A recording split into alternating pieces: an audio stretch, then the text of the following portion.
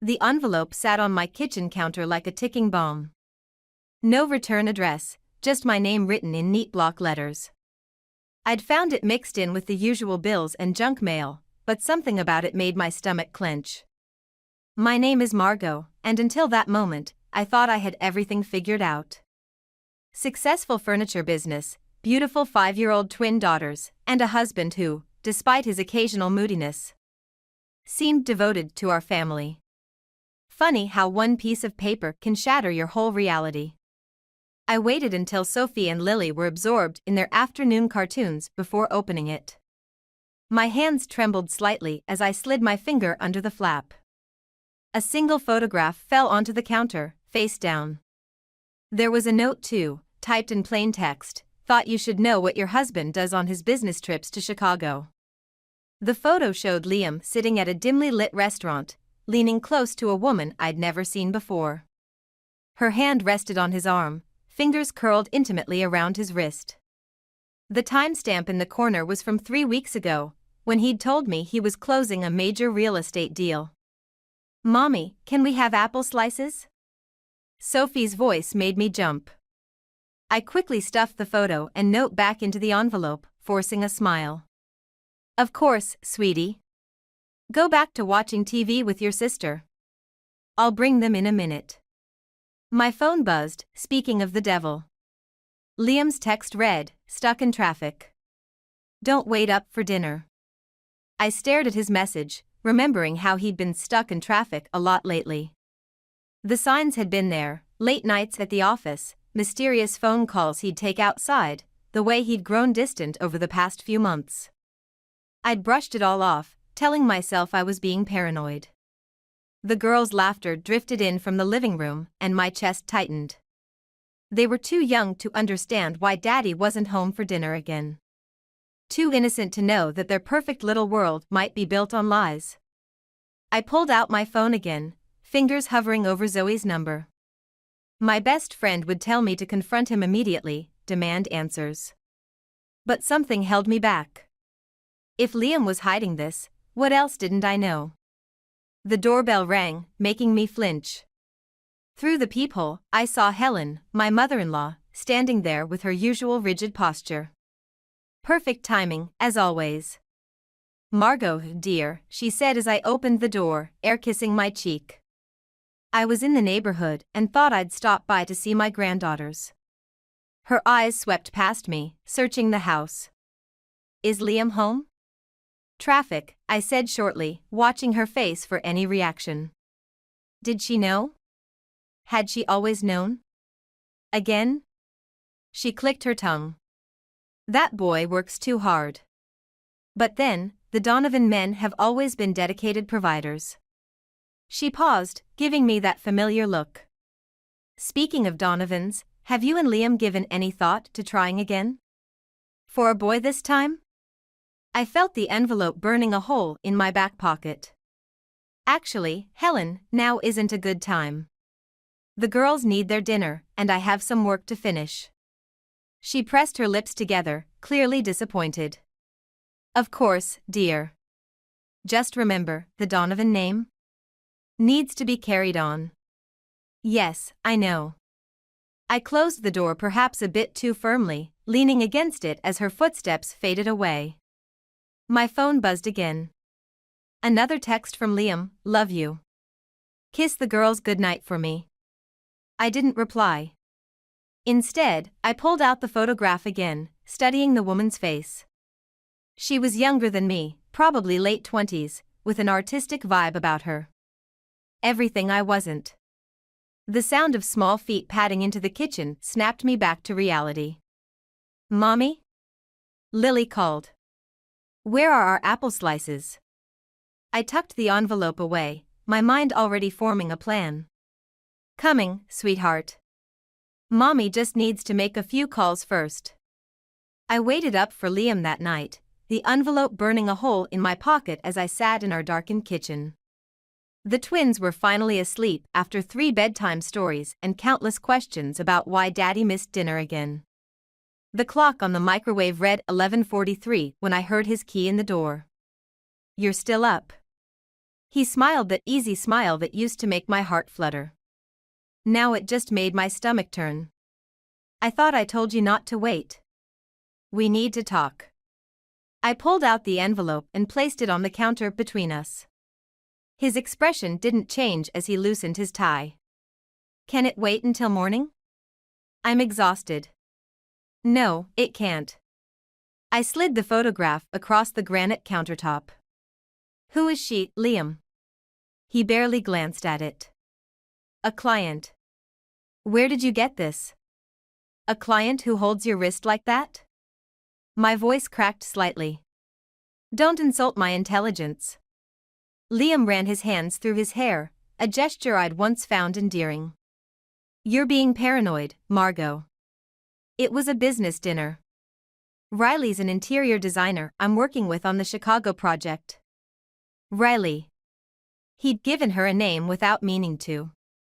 I filed that away. The same project that was supposed to close 3 weeks ago? I watched his face carefully. The one you said was finished? Things got complicated. He moved toward the refrigerator, his back to me. You know how these deals are. Sometimes they take longer than expected. The casual way he lied made me wonder how many other lies I'd swallowed over the years. Helen stopped by today. His shoulders tensed. What did my mother want? The usual. Wondering when we're going to try for her precious grandson. I laughed, but it came out hollow. Funny timing, don't you think? He turned around, his expression hardening. What's that supposed to mean? Nothing. Just wondering if maybe you've found someone else to give her what she wants. Jesus, Margot. He slammed the refrigerator door. You're turning a business dinner into some kind of soap opera. Is this because I've been working late? Because I'm trying to provide for our family? Are you providing for another family too? The words hung in the air between us. Something flickered across his face, guilt? Fear? Before he masked it with anger. I'm not having this conversation. He grabbed his keys. You're clearly not thinking straight. Where are you going? To a hotel. Call me when you're ready to be rational. I followed him to the front door. The girls will ask where you are in the morning. He paused, hand on the doorknob. Tell them. Tell them Daddy had an early meeting. Another lie to add to the pile? He didn't answer, just walked out into the night. I watched through the window as his car disappeared down our quiet suburban street. My phone buzzed. A text from Zoe, everything okay? You've been quiet all day. I started typing, deleted it, started again. How do you tell your best friend your marriage might be imploding? Before I could decide, another text came through from an unknown number. Ask him about the money. A friend. My hands shook as I read it twice, 3 times. The money? What money? Upstairs, I heard small footsteps. Mommy? Sophie stood at the top of the stairs in her unicorn pajamas, clutching her stuffed rabbit. I heard voices. Where's Daddy?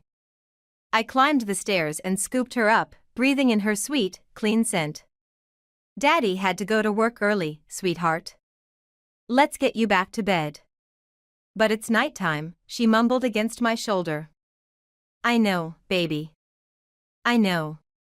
After tucking her back in beside her sleeping sister, I sat at my desk and opened my laptop. If Liam was hiding something about money, there would be a trail. I just had to find it. The anonymous texter was right about one thing: this wasn't just about the woman in the photo. Something bigger was going on, and I was done being the trusting wife who looked the other way. 3 days of digging through bank statements and credit card bills left me with a migraine and a horrifying discovery. Our joint savings account, which should have held over $200,000, was nearly empty. The money had been bleeding out slowly over the past year, $5,000 here, $10,000 there, always in cash withdrawals. I was staring at the statements spread across my home office desk when Zoe walked in, carrying 2 cups of coffee. "The girls are watching Frozen for the millionth time," she said, setting a cup beside me. "Now, what's so urgent that I had to come over at 8 in the morning?" I wordlessly pushed the bank statements toward her. Her eyes widened as she scanned the numbers. "Holy shit, Margot. Where's all this money going?" "I don't know." My voice sounded hollow even to my own ears. "But look at the pattern. The withdrawals always happen within days of his business trips to Chicago." Zoe sat down heavily. "Have you confronted him?" "He came home last night, grabbed some clothes, and left again. Says he needs space until I calm down about the photo." I laughed bitterly. "He doesn't know I've found this yet." My phone buzzed, another text from the unknown number: "Check the safe in his office. Code is his mother's birthday." "Who keeps texting you?" Zoe peered at my phone. "I don't know, but they've been right so far." I stood up. "Watch the girls? I need to check something." Liam's home office was immaculate, as always. The safe was hidden behind a framed photo of our wedding day. My hands shook as I entered Helen's birthday, 0-6-1-9-6-3. The safe clicked open. Inside, I found a stack of papers that made my blood run cold. Loan agreements from places I'd never heard of. IOUs.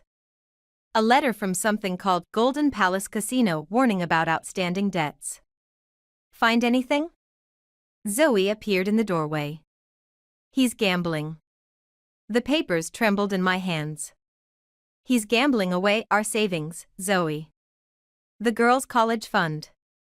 The doorbell rang, making us both jump. Through the office window, I saw Helen's Mercedes in our driveway. "Perfect timing," Zoe muttered. I shoved the papers back into the safe and hurried downstairs. Helen stood on our doorstep, looking more disheveled than I'd ever seen her. "Where is he?" she demanded, pushing past me into the house. "He's not here." "What's wrong?" "Don't play dumb, Margot. George got a call from the bank this morning. Liam tried to take out a loan against their house." "Their house?" Her voice rose hysterically. "What has he done?" The twins appeared in the living room doorway, drawn by the commotion. Zoe quickly shepherded them back to their movie. "Helen, I think you should sit down." "I will not sit down. This is your fault. If you'd given him a son like I asked, he wouldn't be acting out like this." Something snapped inside me. "Acting out? Your precious son has gambled away our savings and is trying to steal from his own parents. But sure, blame me for not producing a male heir." Helen's face went white. "You're lying." I stormed to the office and returned with the papers from the safe, throwing them on the coffee table. "Am I?" As Helen sank onto the couch, my phone buzzed again. This time it was Liam. "We need to talk. Meeting Riley for lunch at Marino's. Come if you want the truth." My hands clenched around the phone. Riley. The woman from the photo. He was actually asking me to meet his mistress? "What is it?" Zoe asked, returning from checking on the girls. "He wants me to meet him. And her." I looked at Helen, still staring shell-shocked at the evidence of her son's deception. "You know what? I think I will." "Margot, wait," Zoe started. "No. I'm done waiting." I grabbed my keys. "Stay with the girls? This won't take long." As I drove toward Marino's, another text came through from my anonymous informant: "Be careful. There's more at stake than you know." I gripped the steering wheel tighter. Whatever truth waited for me at that restaurant, I was ready for it. Or at least, I thought I was. Marino's was packed with the lunch crowd when I arrived. I spotted them immediately: Liam and the woman from the photo, sitting at a corner booth. She was even prettier in person, with an artistic flair that made my designer clothes feel suddenly stuffy and conventional. Riley stood as I approached, extending her hand. You must be Margot. I'm so sorry we're meeting like this. Her sincerity caught me off guard. I'd expected smugness or hostility, not this gentle awkwardness. Sit down, please, Liam said, his voice strained. We need to explain. Explain what? The gambling or the affair? I kept my voice low, conscious of nearby diners. Or maybe how you tried to take out a loan against your parents' house? Riley's head snapped toward Liam. What? You said the money was for our gallery. Our gallery. The words hit me like a slap. It is, Liam insisted, reaching for her hand. Margot, you don't understand. Riley and I have been planning to open an art gallery, she finished, pulling her hand away from his. With the investment money he promised. I laughed, the sound harsh and foreign. Investment money? Is that what he called it? Liam said he was investing his own money, Riley said slowly. From his real estate deals. There are no real estate deals. I pulled out the casino documents, sliding them across the table. Just gambling debts and empty accounts. Riley's face went pale as she read. These dates. This is when you said you were meeting investors in Chicago. I can explain everything, Liam started, but his phone buzzed. He glanced at it and his face went ashen. What now? I demanded. Nothing. Just work. He shoved the phone in his pocket, but not before I caught a glimpse of the text, payment due today or we go to the police. Show me the phone, Liam. This is ridiculous. I came here to explain about Riley, not to. The phone. My voice was steel. Now. A tense moment passed before he handed it over. The text was from someone named Marcus, last chance. Payment due today or we go to the police about the forged documents. What forged documents? Riley asked. Liam put his head in his hands. The loan applications. I used Dad's signature. The pieces clicked into place. That's why Helen came over. The bank called them about a loan they never applied for. I was desperate, Liam said. The casino was threatening to expose everything. I just needed time to make it right. By stealing from your parents? From our daughter's future? Riley stood abruptly, gathering her things. I can't. I need to go. Riley, wait, Liam reached for her, but she jerked away. Don't contact me again. She turned to me. I'm so sorry, Margot. I had no idea.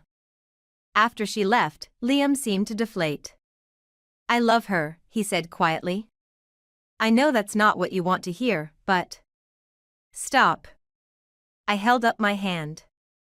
The only thing I want to hear is how you plan to fix this before our daughters lose everything. I have a plan. A real estate deal that could. More lies? I stood up. You need help, Liam. Professional help. But I won't let you drag us down with you. My phone buzzed, another text from the unknown number. Check your business accounts. Now. Cold dread washed over me as I opened my banking app. The furniture business account was empty. Every penny gone. What did you do? I whispered, showing him the screen. I was going to pay it back, he said desperately. Just give me one more chance. I walked out of Marino's without looking back, my mind racing. The business account had held nearly $500,000, money for payroll, vendors, operating costs. Money that wasn't just mine to lose. In my car, I sat gripping the steering wheel, trying to steady my breathing. My phone buzzed one final time. Now you know everything. What are you going to do about it?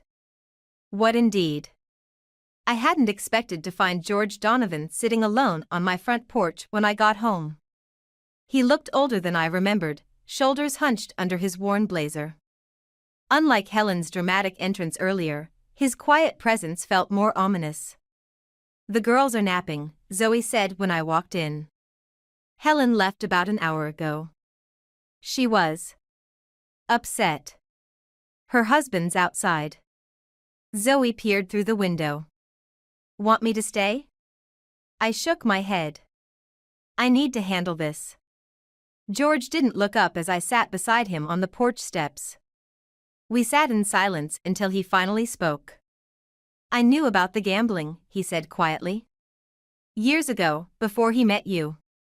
Had to bail him out twice in college." My hands clenched in my lap. "Why didn't you warn me?" "He promised he'd changed." "And Helen." He sighed heavily. "Helen wanted the marriage so badly. A proper daughter-in-law from a good family, someone to carry on the Donovan name. I was just a breeding mare to her, wasn't I? Helen's always been traditional. When you had girls instead of boys." He trailed off, looking ashamed. My phone buzzed. A text from my business partner: "Emergency meeting tomorrow. Vendors threatening legal action over bounced checks." "He took everything, George. Not just your money or our savings. My business account too." George pulled an envelope from his jacket. "Helen doesn't know I'm here. This is everything we have left in our retirement fund. About 50,000. I stared at the envelope. "I can't take that." "It's not for you." His voice cracked. "It's for my granddaughters. Helen. She'll never admit it, but she loves those girls. Even if they're not the grandsons she wanted." Before I could respond, Helen's Mercedes screeched into the driveway. She stormed up the path, face contorted with rage. "How dare you!" she shouted at George. I checked the account. "You withdrew everything." "Helen, please." "No." She turned on me. "This is your fault. You drove him to this with your career and your independence. A proper wife knows her place." The front door creaked open. Sophie and Lily stood there in their matching pajamas, eyes wide with fear. "Mommy?" Lily's voice trembled. "Why is everyone yelling?" "Girls, go back inside with Aunt Zoe," I said firmly, but Helen wasn't finished. "You see? You can't even control your own children." No wonder Liam needed to find comfort elsewhere. Something snapped inside me. Enough. I stepped between Helen and the girls. "You want to know why your precious son gambled away everything? Why he forged George's signature and emptied my business account? Because he's just like you, desperate to maintain an image that isn't real." "How dare." "No, how dare you come to my house and scream in front of my children? Your son stole from everyone who loved him, but somehow I'm to blame because I didn't give him a son?" George stood up. "Helen, we should go." "Not without that money." "It's gone," he said quietly. "I gave it to Margot for the girls." Helen's face went white. "You what?" "They're our grandchildren, Helen. Our only grandchildren." "I want nothing to do with any of you," Helen spat, storming back to her car. "George, are you coming?" He hesitated, looking between his wife and his granddaughters. Something in his expression made my heart ache. "Go," I said softly. "But the girls' door will always be open for you." After they left, I found Zoe comforting the twins in the living room. Sophie looked up at me with Liam's eyes. "Is Daddy in trouble?" she asked. I sat down, pulling both girls onto my lap. "Yes, sweetheart.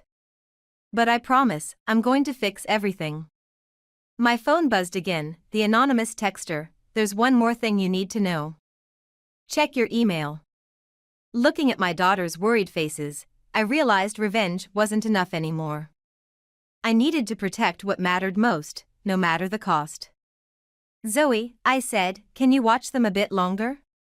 There's something I need to do." The email from my anonymous informant contained a video. Security camera footage from the Golden Palace Casino, dated 3 months ago. I watched as Liam sat at a high-stakes poker table, Riley beside him, both laughing as he pushed stacks of chips forward. My business account chips, I realized with growing nausea. But it was the next clip that stopped my breath. Liam in a heated argument with a man in an expensive suit, Riley trying to pull him away. The timestamp matched the night of our daughter's 5th birthday party, the party he'd missed because of a work emergency. My phone rang. Riley's number. "I need to see you," she said without preamble. "There's something you should know." We met at a small coffee shop across town. Riley looked different, harder somehow, her artistic whimsy replaced by something darker. "I'm pregnant," she said as soon as I sat down. "And before you say anything, I didn't know about you or the girls when it started." "I swear." The world tilted sideways. "How far along?" 4 months. She pushed a folder across the table. "But that's not why I called. These are copies of everything, the loans, the gambling debts, the threats. I've been keeping records." "Why?" "Because I realized he was playing us both. The gallery was never real, it was just a way to explain where the money was going." She laughed bitterly. "I thought I was helping him invest in our future. Instead, I was helping him launder money from your business." My phone buzzed. A text from Zoe, "Where are you?" "Liam's here. He's drunk and demanding to see the girls." "I have to go," I stood up quickly. "My daughters." "There's one more thing." Riley grabbed my arm. "The man from the casino? He's coming for his money tonight. All of it." I rushed home to find Liam on my front lawn, shouting at my locked door while Zoe tried to reason with him.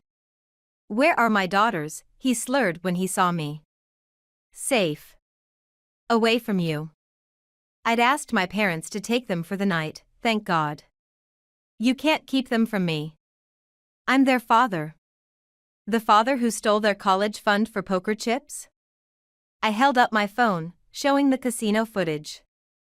"Or the father who missed their birthday to get in deeper with loan sharks?"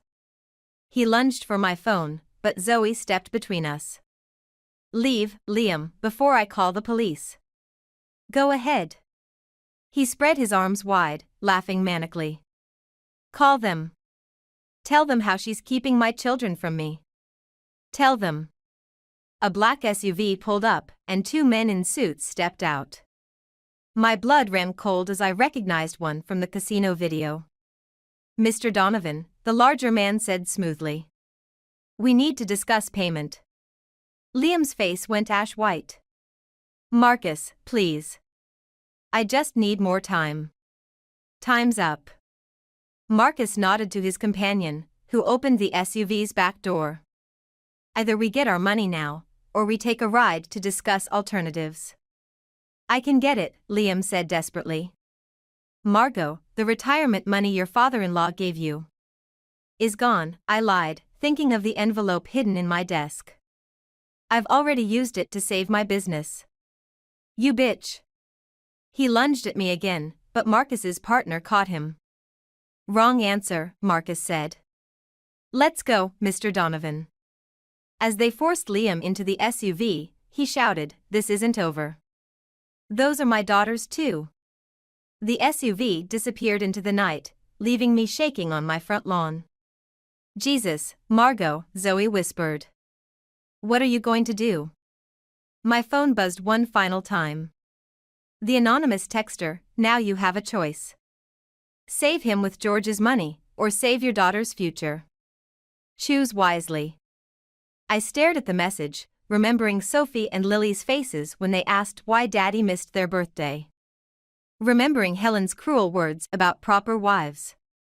Remembering every lie, every betrayal, every moment I'd chosen to look the other way. "I'm going to do what I should have done months ago," I said, pulling out my phone to dial 911. "I'm going to protect what matters." But as I pressed the numbers, another text came through from Riley, "Don't call the police. There's something else you need to see first. Riley's text led me to a storage unit on the outskirts of town. She was already there, pacing nervously under the fluorescent lights. I followed him here last week, she said, rolling up the metal door. After I realized what he'd done with the gallery money. The unit was filled with furniture, my furniture. Pieces from my showroom that had mysteriously failed delivery over the past year. But it wasn't just furniture. There were boxes of financial documents, multiple phones, and a laptop. He was selling it all under the table, Riley said. The furniture, the gallery scheme, the gambling, it was all connected. Marcus isn't just a loan shark. He's part of something bigger. I picked up one of the phones. That's why you've been sending me anonymous texts. She nodded. When I figured it out, I knew I had to warn you. But carefully. These people. They're dangerous. Headlights swept across the storage unit. A black SUV pulled up. Right on time, Riley muttered.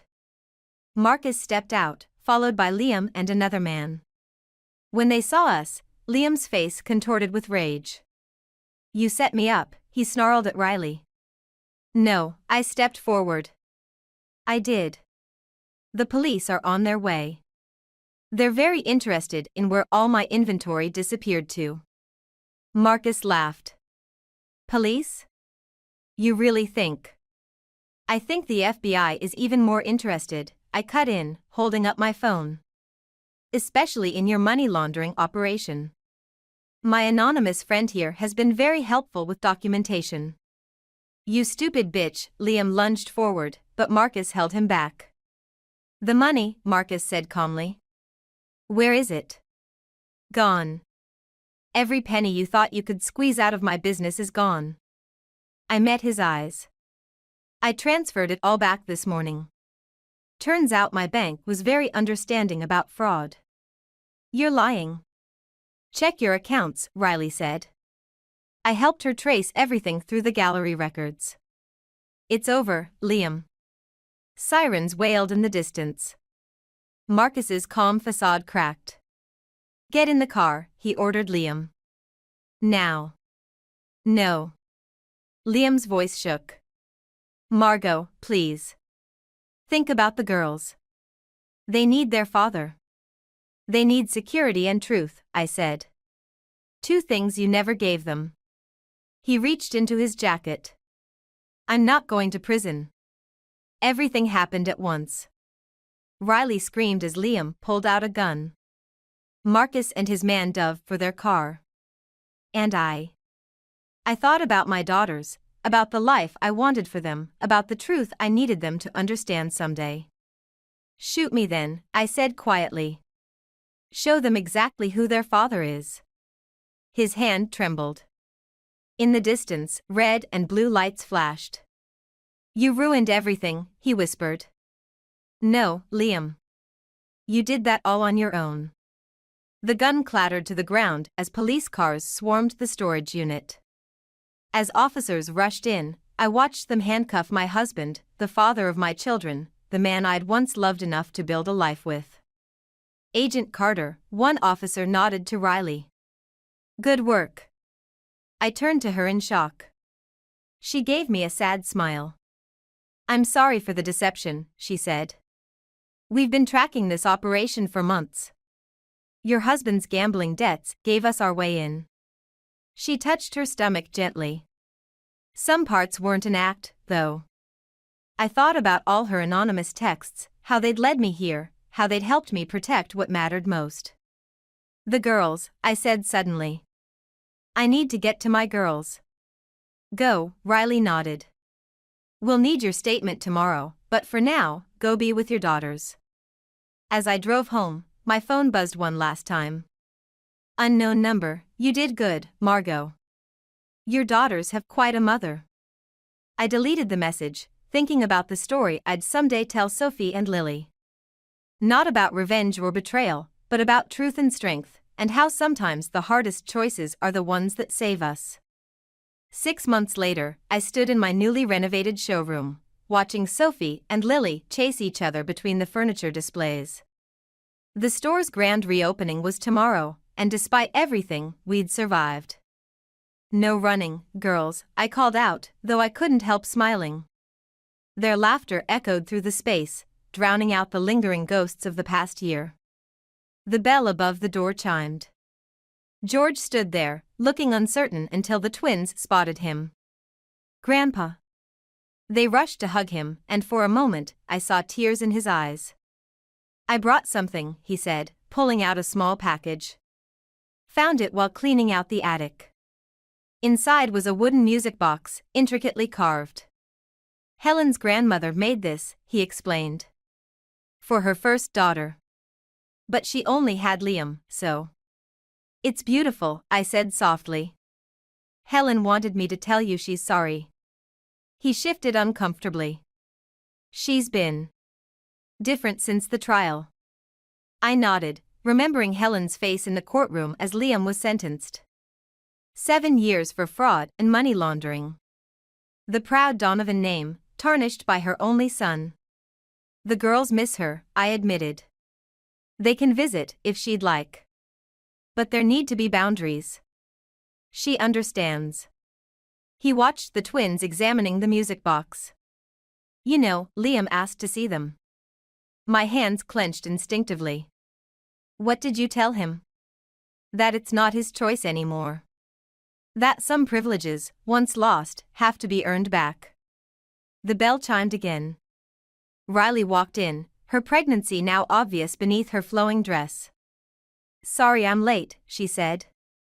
Morning sickness doesn't care about schedules. The FBI investigation had ended months ago, but Riley had stayed in town.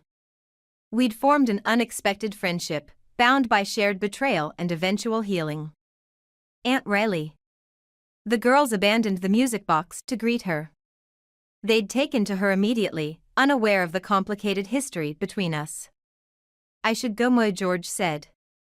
"Helen's waiting." He hesitated. "The music box. It should stay in the family. With them." After he left, Riley helped me arrange the final displays while the twins played nearby. "Have you decided what to tell them?" she asked quietly. "About their brother or sister?" I watched my daughters, so innocent and resilient. "The truth, eventually. That family isn't just about blood or names. It's about choices and trust. And second chances?" She touched her stomach meaningfully. "Some kinds," I agreed. "The earned ones." Later that night, as I tucked the girls into bed, Sophie asked the question I'd been dreading. "Mommy, is Daddy ever coming home?" I sat on the edge of their bed, choosing my words carefully.